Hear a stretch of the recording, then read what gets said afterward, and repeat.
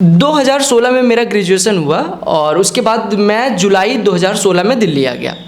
तो मैंने पहले तो मुझे ये नहीं समझ आ रहा था कि पढ़ना कैसे है, क्योंकि किताबें वगैरह आप जब नए होते हो एसएससी के बारे में कुछ पता था नहीं। इधर नोबेल है जैसे सदगुरु का है, इधर जोसेफ मर्फी सर का पावर ऑफ सबकॉन्शियस माइंड है, शशि थरूर सर का है। सबसे जो मतलब इम्पोर्टेंट चीज़ है वो ये है कि ये हिस्ट्री ऑफ इंडिया पूरा हिस्ट्री एंशिएंट मिडवल और मॉडर्न तीनों को कवर करता है। मतलब इस महीने मुझे क्या क्या करना है, जैसे अभी जून चल रहा है तो history, Jio, art and culture और पॉलिटी का रिवीजन। आप द्वारा बनाई गई स्ट्रेटजी सबसे ज़्यादा कामगार होगी। अगर आपको लगता है आप मेरी स्ट्रेटजी, आप मुझसे सीख सकते हैं, आप मेरी जर्नी से सीख सकते हैं, लेकिन मेरी वीकनेस और स्ट्रेंथ अलग अलग है। Hello everyone, welcome to student. तो अभी हमारे साथ हैं रोहित त्रिपाठी सर, जिन्होंने 2018 और 2019 का सीजीएल एग्ज़ाम क्लियर किया है। इसी के साथ सर ने 5 से भी ज़्यादा बड़े एग्ज़ाम्स को भी क्लियर किया है। बिना कोचिंग के सर ने ये प्रिपरेशन को या ये सफलता हासिल की है। तो इन सब के बारे में इस वीडियो में बात करेंगे कि उनकी स्ट्रेटजी क्या रही, कौन कौन से उन्होंने सोर्सेज को फॉलो किया है, और इनके साथ में बुक लिस्ट का एक अलग से भी वीडियो बनाऊंगा, तो वो भी चैनल पर मैं अपलोड कर दूंगा इस वीडियो के बाद।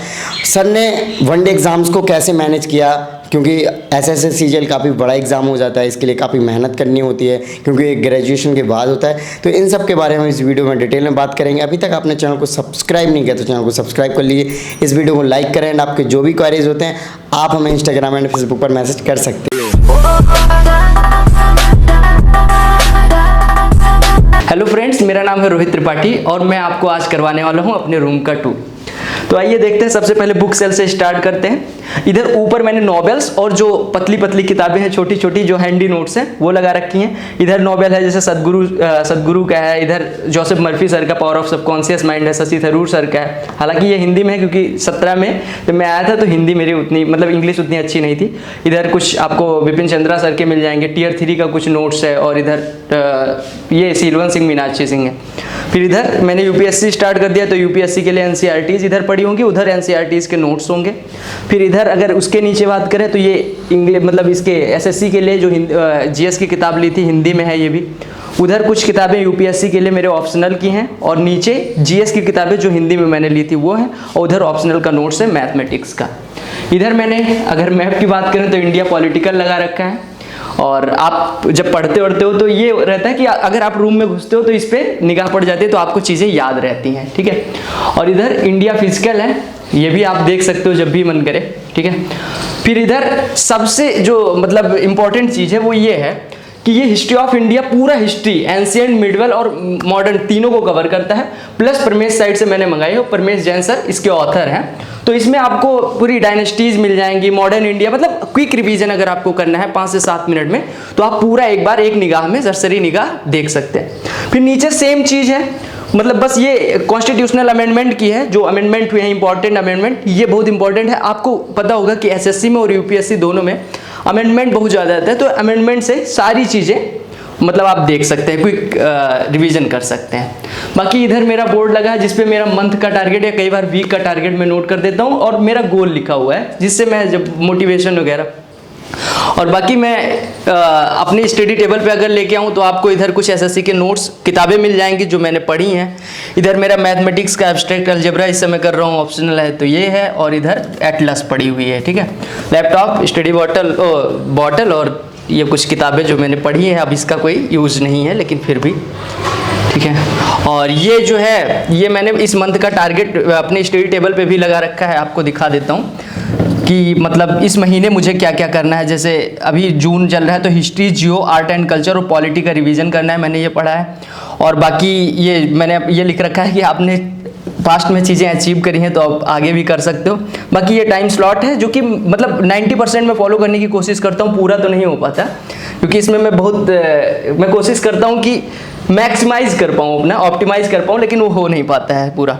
और बाकी इसमें एक मोटिवेशनल लाइन जो मैंने खुद लिखी है वही लिख रखी है। सर सबसे पहले आप अपना नाम बताइए, आपका एजुकेशन बैकग्राउंड क्या था सर? मेरा नाम रोहित त्रिपाठी है और मैंने स्कूलिंग जो हुई है मेरी यूपी में हुई है। मैं यूपी से बिलोंग करता हूँ, यूपी के गोंडा ज़िले से। तो मेरी जो 10th तक स्कूलिंग हुई है वो एक स्कूल में हुई है, हिंदी माध्यम का स्कूल रहा है। और फिर 11th-12th मैंने अलग से पीसीएम में करा है, वो भी हिंदी माध्यम से। उसके बाद मेरे पास 2 ऑप्शन थे, या तो मैं बीटेक कर सकता था या तो फिर मैं बीएससी कर सकता था। तो चूंकि फैमिली बैकग्राउंड उतना अच्छा नहीं, फाइनेंशियल कंडीशन उतनी अच्छी ना होने के कारण मैंने बीएससी चूज करा। और दूसरी चीज़ ये था कि मैं लॉन्ग टर्म में यूपीएससी सोच रहा था, तो मुझे लगा कि ज़्यादा सही होगा कि अगर मैं बीएससी को अच्छे से करूं और ऑप्शनल मैथ्स रख के तैयारी करूं। फिर मतलब बीएससी हमारी इंग्लिश मीडियम में हुई, तो थोड़े दिन प्रॉब्लम हुई वहाँ पे, लेकिन फिर मैनेज हो गया। तो ये रही हमारे स्कूलिंग बैकग्राउंड की बात। ओके, सो अगर आपके फादर्स क्या करते हैं तो उसका पेरेंट्स में मेरी मॉम वर्किंग है, लेकिन पिताजी तो बस खेती देखते हैं, और 2 बहनें हैं छोटी, और दादी की पेंशन आती है। तो ये मतलब टोटल 5-6 लोग हैं मेरे फैमिली में, दादी को मिला के 6 लोग हैं हम। ओके, सो सर जैसे कि आप सीजीएल वगैरह की आपने बिना कोचिंग के प्रिपरेशन की, तो सबसे पहले तो आपको सीजीएल के बारे में कब से पता चला था? स्कूल टाइम से सोचा था कि मैं सीजीएल करूँगा, ऐसा कुछ? जी ऐसा नहीं है, मतलब ऐसा था जब मैं ग्रेजुएशन में था, तो मेरे कुछ एक फ्रेंड्स हैं जो मतलब फ्लैटमेट थे उस समय, तो वो लोग एसएससी की प्रिपरेशन के बारे में मतलब थोड़ा सा उन्होंने किसी टीचर से सुना था। अब फिर वो लोग जब मतलब आते थे रूम पे, वो कोचिंग भी ले रहे थे, हल्की फुल्की छोटी कोचिंग थी वहीं पे, तो आते थे मुझसे कहते हैं एसएससी कर लो। तो मुझे आइडिया था नहीं, मुझे पता था कि एसएससी से क्लर्क बनते हैं, और मतलब मुझे ये नहीं पता था एसएससी से ऑफिसर भी बनते हैं। तो फिर मैं मतलब वहाँ पे कोई मेरा वो नहीं था गोल कि मुझे एसएससी क्रैक करना है। फिर मैं जो ये एकेडमिक के बाद मतलब जब ग्रेजुएशन होता है हमारा, उसके बाद जो 2 महीने की छुट्टी होती है, उसमें मैंने इन लोगों से बात करी। ये लोग दिल्ली आ चुके थे, तो मैंने बात करी, इन्होंने बताया कि ऐसे ऐसे ये लोग यहाँ कोचिंग ज्वाइन कर चुके थे, उन्होंने बताया। तो फिर मैंने सोचा कि अभी एमएससी करना, और चूंकि एमएससी के इंटरेस्ट में मैं फेल हो चुका था, मेरा ड्यू निकला, लेकिन बीएचयू मेरा ड्रीम था, बीएचयू में फेल हो चुका था।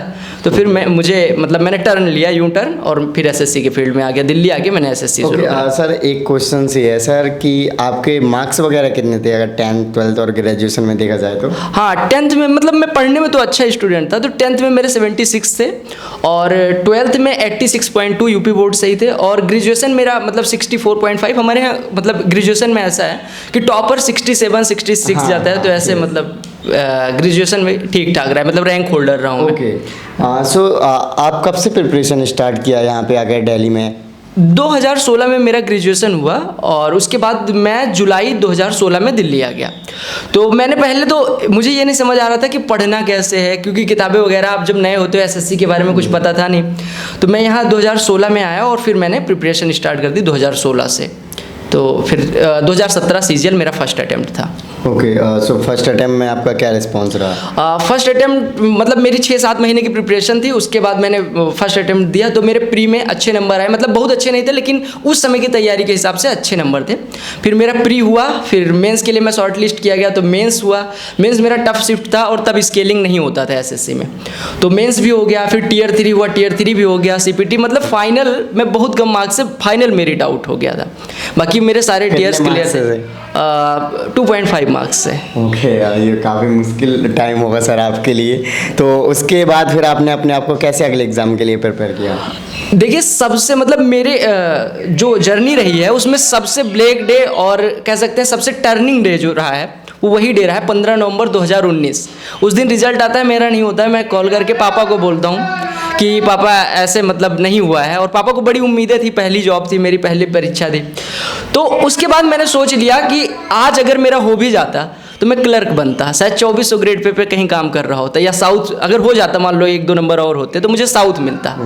मैंने उसी दिन सोचा था सीजीएल 18 में अब टॉप रैंकर बनना है। और फिर सीजीएल 18 में मुझे जो मेरी ड्रीम पोस्ट थी, चूंकि लोगों की होती है इनकम टैक्स इंस्पेक्टर, लोग इंस्पेक्टर से अट्रैक्ट होते हैं, yes. या किसी की कुछ और एक्साइज इंस्पेक्टर होती है, मुझे वर्दी शुरू से मतलब वैसे अट्रैक्ट नहीं करती है।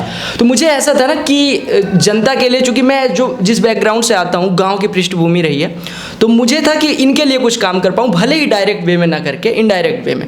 तो मैंने इसी वजह से मेरी जो ड्रीम पोस्ट रही है वो असिस्टेंट सेक्शन ऑफिसर रही है, और मैंने वही फील करा, वो मुझे बाय गॉड ग्रेस मिल भी गई है। ओके, सो आपके तो फ्रेंड्स वगैरह थे दिल्ली में, तो आपको ज़्यादा प्रॉब्लम का सामना नहीं करना पड़ा? फ्रेंड्स मतलब ये भी बहुत जल्दी ही आए थे, मतलब इनको भी ज़्यादा आइडिया था नहीं, लेकिन हाँ ये चीज़ें पता थी कि कोचिंग कौन सी, ये लोग बुक ले आए थे, तो ये चीज़ें मुझे ज़्यादा मशक्क़त नहीं करनी पड़ी कि बुक्स ढूंढूँ, ये सब। बाकी चीज़ें तो सबके लिए दिक्कत होती है थोड़ी। मैं मतलब दिल्ली जैसे शहर में कभी रहा नहीं था, दिल्ली मुखर्जी नगर, वो रौनक, तो वो चीज़ें हैंडल करना थोड़ा। सो जैसे कि हम जब स्टडी करते हैं तो कंटिन्यू स्टडी करने के लिए मोटिवेशन की ज़रूरत होती है, तो ऐसा कोई स्टोरी या फिर ऐसा कोई चीज़ है जिससे आपको कंटिन्यू मोटिवेशन मिलता रहता? जी मोटिवेशन के लिए अगर बात करें तो मेरी फैमिली में ही 2 सोर्सेज हैं, मेरी माँ और मेरी दादी। मतलब दोनों लोग ऐसे हैं कि कभी भी मैं कोई भी प्रॉब्लम होती है, मैं पापा से उतना ज़्यादा पहले नहीं शेयर कर पाता, तभी छोटा था। तो ऐसा था कि मैं मम्मी से अगर आज नहीं पढ़ पाया या कल नहीं पढ़ पाया या 2 दिन से पढ़ाई नहीं हो पा रही है, तो मम्मी से शेयर कर देता था फ़ोन करके। फिर मम्मी पापा को बताती, पापा जब फ़ोन करके मुझसे बात करते थे उसमें मेरा केवल हाँ ना होता था, और वो जो बताते थे वो चीज़ें मेरे लिए सबसे ज़्यादा, मेरे पूरी ज़िंदगी में सबसे ज़्यादा जो चीज़ें मैटर करी हैं वो पापा की सलाह, हर दिन की जो पापा की शाम की 1-2 मिनट की सलाह होती थी, वो सबसे ज़्यादा मोटिवेशनल। ओके, सो अगर हम बात करें, आपने इतने सारे एग्ज़ाम दिए, तो आप सीक्वेंस से बताइए कि सबसे पहले आपने कौन सा एग्ज़ाम दिया, उसका रिजल्ट क्या रहा, इस तरीके से। मेरा पहला एग्ज़ाम SSC CGL 17 जैसा कि मैंने बताया वो था। तो मेरा फाइनल सिलेक्शन उसमें नहीं हुआ, लेकिन वो 2019 में फाइनल पता चला।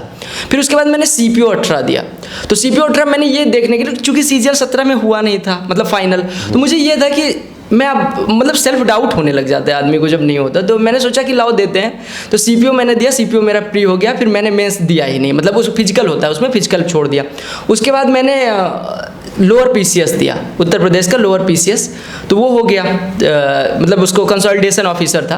फिर उसके बाद CGL 18 का प्री होता है वो दिया। फिर CGL 18 का जब Tier 3 हो जाता है उसके बाद CGL 19 का प्री हुआ, CGL 19 मेंस, मतलब CGL 19 की जर्नी। उसके बाद मैंने CGL 20 भी भर दिया था, लेकिन अभी वो देना नहीं है। अब अगला एग्जाम जो मैं दूंगा वो मतलब PCS होगा UP का, और UPSC, हाँ UPSC तो देना है, लेकिन अभी मैं बैठ रहा हूँ PCS में। ओके, सो आपके प्रिपरेशन के दौरान अगर देखा जाए तो कौन सी ऐसी इंटरेस्टिंग चीज़ें थी जो आप शेयर करना चाहोगे? प्रिपरेशन के लिए सबसे ज़्यादा ज़रूरी चीज़ें होती हैं, एक तो यहाँ पे हम घर से दूर रहते हैं, तो सबसे ज़्यादा ज़रूरी चीज़ें होती हैं कि एक मतलब अच्छा फ्रेंड सर्किल मिल जाए। मुझे शुरू से मैं लकी रहा हूँ कि मुझे फ्रेंड सर्किल बहुत अच्छा मिला है। इवन मैं ये कहूँगा कि शायद मेरा फ्रेंड सर्किल सबसे बेस्ट रहा है, क्योंकि जब भी कोई डिमोरल हुआ है, जैसे हर दिन आप जब तैयारी करते हो या कोई भी जर्नी होती है आपकी, तो हर दिन आप एक बार मोरल पीक पे जाता है और एक बार लो होता है। तो अगर आपके पास ऐसे दोस्त हैं जिनसे आप वो चीज़ें शेयर कर सकते हो, तो मतलब वो चीज़ें फिर आपको जब डिमोरल होते हो, डिमोरल आप ज़्यादा देर नहीं रह पाते, वो लोग आपका मोरल अप कर देते हैं। तो वो चीज़ें मेरे साथ रही, और उन्होंने ही मेरी जर्नी को, मतलब मेरी सफलता में सबसे ज़्यादा योगदान भी मेरे फ्रेंड्स का यहाँ पे रहा है। ओके, तो सर अगर हम बात करें आपके मार्क्स की, तो कितने मार्क्स के मतलब 18 और 19 में? CGL 18 में मेरे 613 मार्क्स हैं, और मेरी ऑल इंडिया रैंक 429 बनी है। मेरे प्री में 180 थे। मेंस में मैथ्स में मेरा 193 रॉ स्कोर था 11 सितंबर को। इंग्लिश में 167 या कुछ था, वो 2 नंबर कम हो गया था नॉर्मलाइजेशन में। और फिर Tier 3 में मेरे 75 आउट ऑफ 100 थे, जो कि डिसेंट स्कोर रहा है, और टोटल 613 बन रहा है। ओके, सो सर अगर आपकी बात करें, जैसे कि हालांकि SSC में ज़्यादा मीडियम का फ़र्क पड़ता नहीं है, क्योंकि इंग्लिश तो कंपलसरी है कि पढ़ना ही पड़ेगा, बट आप UPSC कर रहे हो इंग्लिश मीडियम में, और हिंदी मीडियम से आपका 12वीं तक रहा है, तो सर किस तरीके से मैनेज हुई ये चीज़ें? मैंने आपको बताया कि ग्रेजुएशन जो हमारा हुआ था वो इंग्लिश मीडियम में था, तो चीज़ें दिक्कत जो करने वाली चीज़ें थी वहाँ ग्रेजुएशन फर्स्ट ईयर में ही हो गई थी, क्योंकि फर्स्ट ईयर में हमारे पास 2 ऑप्शन थे, या तो आप हिंदी में पेपर लिखो या इंग्लिश में। मैंने तभी इंग्लिश चूज कर लिया था। तो ये चीज़ वहाँ से धीरे धीरे होते हुए, लेकिन जब SSC में हम आते हैं तो अचानक से पूरा GS जो हमने हिंदी में पढ़ रखा है वो पढ़ना थोड़ा सा मुश्किल हुआ था। लेकिन वही आपको मैंने जब बुक दिखाई थी कि 2017 में, जब मैं मतलब 17 के दौरान हिंदी में बुक ली थी, तो मैं हिंदी में पहले पढ़ी थी चीज़ें, फिर जब वो चीज़ें अंग्रेजी में पढ़ो तो आपको मतलब क्रोनोलॉजी पता होती है, तो वो इंग्लिश में पढ़ना ज़्यादा मुश्किल नहीं रहा, क्योंकि मैंने इंग्लिश पे फिर वर्क किया। SSC में इंग्लिश 250 नंबर की आती ही है, तो इस वजह से इंग्लिश भी सही हो गई, और फिर अभी UPSC में ज़्यादा दिक्कत नहीं हो रही है। पहले न्यूज़पेपर भी पढ़ने में दिक्कत होती थी, हिंदू पढ़ने में पूरा दिन निकल जाता है। लेकिन अभी है कि एक्सप्रेस, मैं शुरू से एक्सप्रेस का रीडर रहा हूँ, तो अभी है कि एक्सप्रेस मेरा 2 घंटे 2.5 घंटे में हो जाता है। सो सर अगर हम बात करें, जैसे कि नए स्टूडेंट्स आते हैं, हालांकि जब मैं दिल्ली आया था तो मैं क्या मतलब ये दिल्ली, या फिर जब मैं स्कूल टाइम में, तो जैसे ही एडमिशन कहीं लिया ना, तो बुक्स वगैरह सारी इकट्ठी एक दिन में ले आता। तो आप भी ऐसा करते थे कि जैसे ही दिल्ली आए भाई सारी चीज़ें रख लिया, आज से पढ़ाई शुरू, 10 घंटे 12 घंटे, तो ऐसा क्या है? मेरे साथ ऐसा रहा है कि मैंने आपको बताया कि बुक लिस्ट वगैरह मेरे दोस्तों को पता चल गई थी, और मेरे दोस्त पढ़ने में मतलब मुझसे बेटर थे, या हम कह सकते हैं एक ही लेवल के हम लोग थे। तो ऐसा था, मुझे डाउट नहीं था उन पे कि वो बुक लाए होंगे तो पूछ के ही लाए होंगे, या कोचिंग में, और वो कोचिंग भी कर चुके थे, तो टीचर्स ने भी सजेस्ट करी थी। मुझे जो उनके पास कंटेंट था सेम चीज़ मैंने ले ली, Yes. 2 दिन में। उसके बाद मैंने क्या किया, मैंने प्रीवियस ईयर उठाया, क्योंकि मुझे ये पता था कि प्रीवियस ईयर, उन लोगों ने भी बताया था कि टीचर्स बोलते हैं प्रीवियस ईयर करो, तो मैंने सीधे प्रीवियस ईयर उठाया और मैंने ये देखा कि इन जो बुक्स मैंने ली हैं क्या ये इंपॉर्टेंट है, क्या ऐसे क्वेश्चंस एग्जाम में रियल में पूछे गए हैं। तो फिर मैंने वहाँ से बुक छांटना शुरू करी कि कौन सी बुक यूजलेस है, कौन सी बुक हमें यूज करनी है। फिर मैंने बहुत कोर, आपने देखा होगा कि मेरे पास बहुत ज़्यादा बुक्स भी नहीं है, तो मैंने बस लिमिटेड बुक्स रखी, उन्हीं पे वर्क किया। ओके, जैसा कि मैंने आपको पहले ही बताया था कि सर के साथ मैं बुक लिस्ट का वीडियो बनाऊंगा, स्ट्रैटेजी और क्या सिलेबस है और कैसे प्रिपेयर करना चाहिए एसएससी सीजीएल वगैरह के लिए, तो वो मैं अलग से वीडियो बना दूंगा। इस वीडियो के अपलोड करने के बाद 1 या 2 दिन बाद उसको भी मैं अपलोड कर दूंगा। सो सर, अगर हम बात करें जैसे कि आपने कोचिंग नहीं किया, तो क्या सच में कोचिंग ज़रूरी है यूपीएससी के लिए? क्योंकि आप तो दिल्ली में रहे हो, तो और भी स्टूडेंट्स को देखा हो और आप अपने एक्सपीरियंस का। जी, अगर हम बात करें एसएससी की, तो मुझे नहीं लगता कि एसएससी के लिए कोचिंग ज़रूरी है, क्योंकि कोचिंग मतलब ऐसा नहीं है कि गाइडेंस नहीं ज़रूरी है, कोचिंग्स नहीं ज़रूरी है। जैसे कुछ लोग जो गांव से हैं या बैकग्राउंड जिनका नहीं सही है, फाइनेंशियल कंडीशन नहीं सही है, वो सोचते हैं कि मैं दिल्ली जाऊं, दिल्ली जाना बेटर है, दिल्ली जाके कोचिंग लेना बेटर होगा या यहीं रह के। तो एसएससी के लिए मुझे लगता है कि आपके पास अगर गाइडेंस है, जो कि यूट्यूब पे या बहुत सारे प्लेटफॉर्म पे मिल जाएगी, आप भी करते हो। हाँ, और मैं तो बस प्रीवियस ईयर करवाता हूँ, तो वो अलग चीज़ है। मतलब आपको यूट्यूब पे गाइडेंस मिल जाएगी और आपको अगर बुक लिस्ट वगैरह सारी चीज़ें उधर मिल जाएंगी, तो मुझे नहीं लगता एसएससी के लिए कोचिंग की कोई ज़रूरत है। बाकी मैं अभी यूपीएससी के लिए नहीं कह सकता कि कोचिंग की ज़रूरत है या नहीं। हाँ, अगर मैं कर लेता हूँ यूपीएससी बिना कोचिंग के, तो मैं बिल्कुल कहूँगा कि कोचिंग की ज़रूरत यूपीएससी के लिए भी सर नहीं। के साथ मैं उम्मीद करता हूँ कि मैं यूपीएससी का टॉपर के साथ वीडियो टॉक्स जैसे अभी कर रहा हूँ, सेम उसी तरीके से यूपीएससी वाला भी बनाऊँ। सो सर, अगर हम बात करें आप अपनी प्रिपरेशन की, जैसे आपने दिखाया था ये टाइम लगा रखा है टेबल पे, तो क्या टाइम फॉलो करते हो आप मॉर्निंग से लेकर इवनिंग तक सर? देखिए, सबसे ज़्यादा इम्पॉर्टेंट ये है कि मेरा कोई ऐसा शेड्यूल नहीं रहा। अभी यूपीएससी में आने के बाद मैं थोड़ा डिसिप्लिन में आया हूँ। अदरवाइज मेरा एसएससी में ऐसा था कि मैं रात में लाइब्रेरी चला गया 9 बजे, तो रात के 3 बजे आ रहा हूँ। मतलब मेरा ऐसे नहीं था। मैं अक्सर प्रेफर करता हूँ कि रात में ज़्यादा पढ़ पाऊँ, क्योंकि रात की जो शांति होती है उसमें पढ़ना मुझे बेटर लगता है। और जब मैं दिन में पढ़ता था, तो दिन में ऐसे सब्जेक्ट पढ़े जा सकते हैं जिसमें मतलब आप म्यूजिक के साथ या ऐसे पढ़े कि आवाज़ ना आए। तो मुखर्जी नगर में आपको पता ही होगा कितना शोरगुल है। तो मैं क्या काम करता था, दिन में मैथ्स और रात में सारे सब्जेक्ट बाकी पढ़ता था। तो रात में कह सकते हो मेरा मतलब स्टडी आवर की अगर बात करें तो 8 से 10 घंटे मैक्स टू मैक्स हुआ होगा। ऑन एवरेज मैं बात करूँ तो 6 से 8 घंटे में पढ़ता था। ओके, सो सर आपके सीक्रेट्स की बात करें प्रिपरेशन के दौरान, तो क्या सीक्रेट्स हैं? देखिए, जो एसएससी के लिए, सबके लिए जो सीक्रेट का काम करेगा वो ये है कि बच्चे यहाँ पे आते हैं तो कभी इस टीचर से पढ़ने लग जाते हैं, कभी उस टीचर से पढ़ने लग जाते हैं। आज ये बुक फॉलो कर रहे हैं, कल वो बुक फॉलो कर रहे हैं। तो एक टाइम बाद जब एग्जाम आता है तो उनके पास इतना मैटर हो जाता है कि उन्हें यही नहीं समझ आता कि रिवीजन क्या करें। तो सबसे पहले आपके पास जो मैटर है उसको लिमिटेड रखिए। पहली चीज, मैक्स टू मैक्स 1 या 2 बुक होनी चाहिए। हाँ, मैथ्स क्योंकि प्रैक्टिस मैथ्स में होती है तो वो आप ले सकते हैं। बाकी जैसे जीएस आप 1 बुक पे भरोसा, जैसे लूसेंट है आपके पास, लूसेंट को ही 2-3 बार अगर आप करेंगे तो आपका एसएससी सीजीएल वगैरह के लिए लूसेंट सफिशिएंट बेटर है। मतलब मैं तो कहूँगा बेस्ट है लूसेंट। और करंट अफेयर अगर आप कर लेते हैं तो आपका डिसेंट स्कोर आ जाएगा। लेकिन अब कुछ लोग कहेंगे कि लूसेंट कर रहा फिर भी 20 नंबर आ रहे हैं, तो आपने ढंग से नहीं करा। दूसरी चीज, प्रीवियस ईयर पेपर एसएससी के लिए, इवन मैं तो कहूँगा जितने वनडेयर्स मैंने निकाले हैं सबके लिए प्रीवियस ईयर पेपर, मैंने लोअर पीसीएस जब निकाला था मैंने बस उसके 5-6 पेपर एग्जाम से 2-3 दिन पहले करे थे। मुझे ये पता होना चाहिए कि किस टाइप के क्वेश्चन पूछ रहे हैं ये। तो वो आपका पहली चीज एसएससी रिवाइज भी करती है, क्वेश्चंस को रिपीट करती है। दूसरी चीज, अगर आपने रिवीजन कर रखा है प्रीवियस ईयर का तो डिट्टो क्वेश्चन मिल जाएंगे जो आपका वहाँ पे टाइम भी सेव करेंगे। तो सीक्रेट रहेगा limited source, previous year paper. Okay, so sir जो नए स्टूडेंट्स हैं, जैसे कि आपने इसमें एलोबरेट तो कर दिया कि कैसे करना चाहिए, बट नए जो स्टूडेंट्स हैं जिनको कुछ पता नहीं होता उनके बारे में थोड़ा सा। सबसे पहले आपके मन में अगर ये चल रहा है कि कोई एक पर्टिकुलर स्ट्रीम वाला ही एसएससी निकाल सकता है तो बिल्कुल गलत है।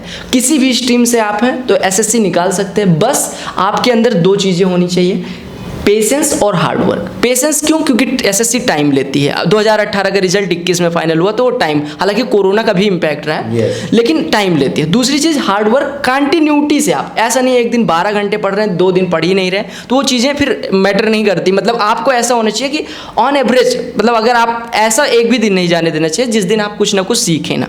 तो सीखने की ललक अगर आप में है, हार्ड वर्क करने की क्षमता है, तो आप बिल्कुल एसएससी में हैं। बाकी आपको स्वागत रहेगा एसएससी में। ओके, तो सर ऐसी कोई बात जो मैंने ना पूछी हो और आप शेयर करना चाहते हो तो प्लीज़ सर।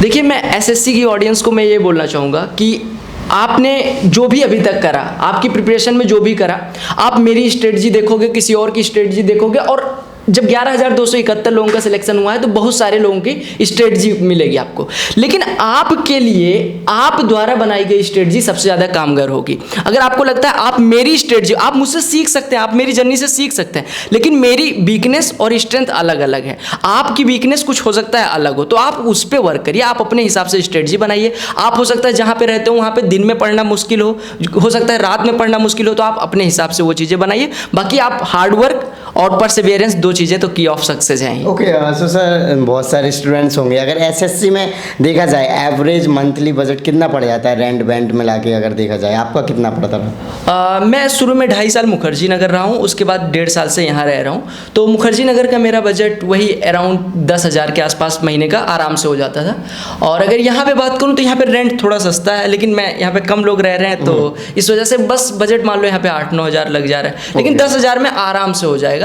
और बाकी जो लोग दिल्ली नहीं आना चाहते उनके लिए सबसे ज़्यादा मैसेज, मतलब जो नहीं आ सकते, आप एसएससी अगर निकालना चाहते हैं तो मेरे कई सारे दोस्त हैं जो दिल्ली आज तक नहीं आए और उनकी ऑल इंडिया रैंक 200 के अंदर है। तो दिल्ली मैटर नहीं करता, आपकी हार्डवर्क, आपकी जो लगन है वो मैटर करती है। बाकी अगर आप दिल्ली आना चाहते हो तो बढ़िया है, नहीं आते तो भी कोई दिक्कत नहीं है। Okay, so thank you so much sir, most of the questions हमने कवर कर दिए। और अगर आपको फिर भी लग रहा है कुछ रह रहा है तो प्लीज़ एक बार हो तो बाकी चीज़ें आप लोग प्रीवियस ईयर पे फोकस करिए, प्रीवियस ईयर पे फोकस्ड रहेंगे बेटर रहेगा। प्रीवियस और मॉक्स, सबसे इंपॉर्टेंट चीज़ मैं भूल ही गया था, मॉक देना बहुत ज़रूरी है। मॉक में मैं सबसे पहले कहूँगा अगर आप प्रिपरेशन के इनिशियल फेज में हैं तो आप प्रीवियस ईयर मॉक करिए, मतलब प्रीवियस ईयर का जो पेपर हो चुका है उसका मॉक। बहुत सारे मॉक्स 200-300 में मिल जाएंगे, बहुत सारे मॉक्स हैं, कुछ टॉप मतलब मैंने शेयर भी कर रखे हैं उधर, तो आप देख सकते हैं उधर। और दूसरी चीज़, प्रीवियस ईयर करने के बाद आप प्योर मॉक पे आ जाएं, एटलीस्ट वीक में 1 या 2 मॉक दे ही दें। उससे क्या होगा, आपको इवैल्यूएशन आपका हो जाता है कि आप प्रिपरेशन सही डायरेक्शन में कर रहे हैं या नहीं, या आपने जो लास्ट वीक पढ़ा है वो चीज़ें काम कर रही हैं या नहीं। और तीसरी चीज़, मॉक देने में सबसे ज़्यादा गलती लोग करते हैं कि मॉक देते रहते हैं, स्कोर नोट करते रहते हैं, एनालिसिस नहीं करते। आप मॉक दें, उसके बाद प्रॉपर एनालिसिस होनी चाहिए कि कहाँ पे आप क्या गलती कर रहे हैं। वो चीज़ें पूरे हफ्ते पढ़ें, फिर अगले हफ्ते जब उन चीज़ों को पढ़ के आप देंगे तो आपका स्कोर इनहेंस होगा, और स्कोर इनहेंस होने के साथ आपका मोरल भी अप होता है। ये काफ़ी ज़्यादा कामगार होगा आपके लिए। Okay, so thank you so much sir कि आपने इतना कीमती टाइम दिया।